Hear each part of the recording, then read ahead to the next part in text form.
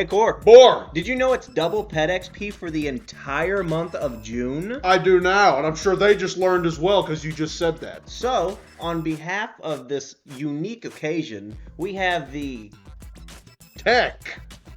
for the 5 pets everyone needs to make. Number 5! Boar. The first pet we think everyone should make That he thinks. is a Willcast Hex pet. I like the resist. I put it on a support pet, so it'll heal, it'll resist. I can use this sharpened blade, so I can just set and set and set as long as my teammate is, not an ice. You're getting an ice. What do you have? What do you have to say for yourself? I am loud and proud. Ice main confirmed. Let's get in this and show them how it's done. So, it gives you an additional trap that you can use round 1. So I will actually have 2 casts this first round. It uses a little bit of pet happiness to use the will cast. I myself, not a big fan of will casts or may casts. Inconsistent. Will casts are cool, probably banned in every form of combat possible. They're banned in advanced, but this is a PvE strat.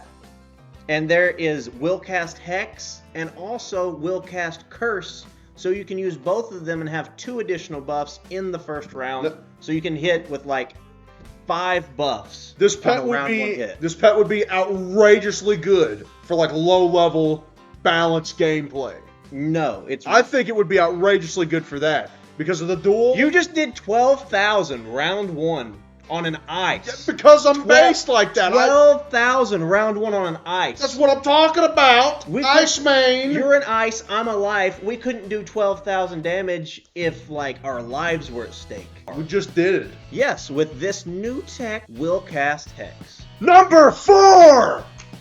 We're only going to go up from there. That was already pretty useful. I'm so confident this is going to be an outrageously OP pet. I'm going straight. You think we can... Kore, that was probably a slight miscommunication on our part because this is actually an energy pet. I don't think it's going to help us fight the Devourer. Okay. But... specifically a dapper corgi. So you're not joining the fight to assist at all? It probably wouldn't do you very good, but I could garden one heck of a garden. You could garden plenty, you could train the same pets, but look, while trading. Look, the dapper corgi gives 8 energy as like a base stat. That's not very often you get a pet that gives a base stat, and then it gives all this. If you add it up, it gives 58 energy. How much energy just from this pet? 58 energy just from a pet, and then if you stack it with gear, you can get pushing 300. You will never need another energy elixir again, and look how cute that boyo is. Why do the triple stack? Actually farm like in the Red Barn farm. Yeah. Actually have a real farm, each individual spot. You'd have enough energy. You could actually, the lines on the Red Barn farm? You could just go down there on both sides and plant one plant on each line all the way back and forth. How many times? Have enough energy. How many times could you cast the rain animation from cantrips? Let's see it. Go. Time lapse.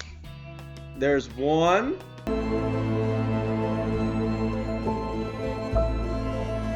I didn't help you too much on that battle with this corgi. I'm sorry. You're welcome. Number 3! Kore, do you see where we are? We're at the guild house. I'm guessing this is the reinforced pet. It is the reinforced pet. This is a must-have, especially for the Dragonspire raid. As you move on, maybe not. It'll at least be useful in advanced content and the first raid. All it is you get reinforced, which is an amazing item card. What is that, Kore? Explain those. So what it does, instead of being frenzy and increasing incoming damage, it just takes your resist away. And since all the enemies in the raids have like 60 pierce anyways, this is infinitely better because you're going to have 0 regardless. Yep. This just makes it, you get 40% extra damage, no penalty. If you're in the raid using frenzy, it's actually going to hurt you more to keep the resist and not use this. Yeah. You can have full immunity, 100, and go in. It's going down to like 40. From not only scaling, they also pierce over 60 freaking resist. And if you're a hitting school, you're only going to have below 50 resist anyways. And they're going to pierce every drop of that. So you might as well just get all the way rid of it and let them have no satisfaction. They're about to add a brand new raid. This will no longer, with a new robe, this will no longer probably be meta. It's useful right now. This will be the meta for the current raid, and it's good for Nightmare Dungeon if you're going to be a hitter. It reinforce the biggest damage, one of the 6 damages, and both pierce. You could put Mighty at the bottom. I didn't want to do that and waste a Mighty, so I just put a 10% proof, just in case I need some extra resist before I use said reinforce. Now listen, this is a very good pet. Actually, no, this is not going to get outdated when the summer test realm comes out with the new raid and all that, because it's going to be unbeatable for 4 months. Yep, and they always are. This will, either way, this will still be good for the Dragonspire raid, and it will be good for challenge modes where you need the aura and stuff like that, the extra pierce. I would say make this pet on something that gives you a blade or a trap or both, like this Gulcher. Number 2! Number 2. This might be a hot take. A lot of people might have this as their number 1. Not I, not him, not we, not us. But it is a triple-double pet. Triple-doubles are extremely OP for low level. There's the 15 resist and all the damage. They're never not bad. They're always good. Explain the triple and explain the double. Triple means 3 damage, double means 2 resist. You're probably going to socket another damage in. Preferably, you would probably want to put a Mighty somewhere in this mix with the triple-double, because it will add 3 to the damages anyway, but then you also get 2 extra resist. That is the best possible pet. Again, it'll just end up being the same, but with extra resist. Again, I didn't want to waste a Mighty Jewel on this, because I like to waste my Mighty Jewels on what we have at number 1. But again, I'd recommend this triple-double. Make it on a body that gives you a blade. Or a blade and a feint, like one of the Griffins or a Gulcher, anything like that. But we are here because if you are trying to solo a world like Chrysalis, you're going to probably want that extra 15 resist. Yes. Most versatile pet in the game. Not our favorite, though. That's coming up. Honorable mention! Honorable mention. This is the number 1. I want to be her pet. I want her to pet me.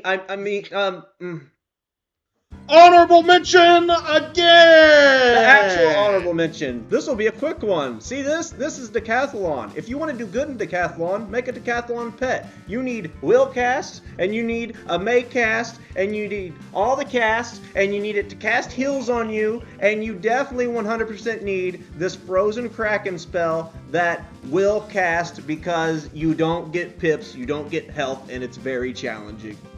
Make it. Number 1, it's Quint pet. 5 damage, best meta possible, Mighty.